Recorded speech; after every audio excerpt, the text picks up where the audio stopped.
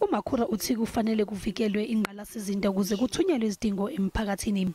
Uthi ubugebengu nabo budlangile esifundazweni. The state of our infrastructure, the dysfunctional state of our infrastructure, and therefore our inability to deliver basic services to our communities constitutes itself an emergency.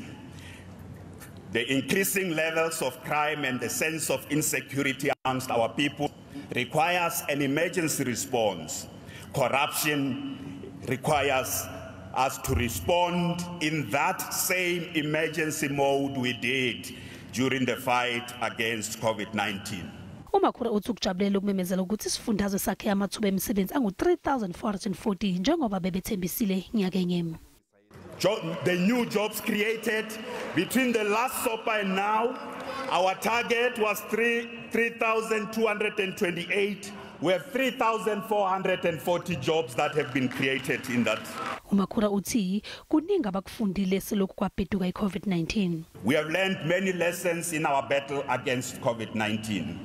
These lessons include social mobilization and social compacting, promptly and decisively acting against crime, including taking action against corruption.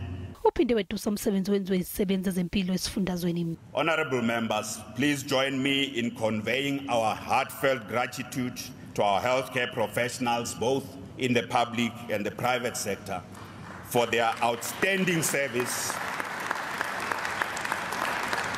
The healthcare workers in the public and the private sector have performed an outstanding service to the people of this province in the most difficult time in the life of our democratic nation. UMakhura uthi uhulumeni wesifundazwe kanye nozakwabo basungula isikhwama nasebeqoqe ngaso imali ezigidi ezingama500 amarandi kanti ikhulu lezigidi kuhlelo ukuthi kwakhiwe kabusha ngalo amabhizinisi asemalokishini akhahlanyezwa ukuqubuka kwe-COVID-19 kanye nezibhelu zangoNtulikazi wangonyaka odlule.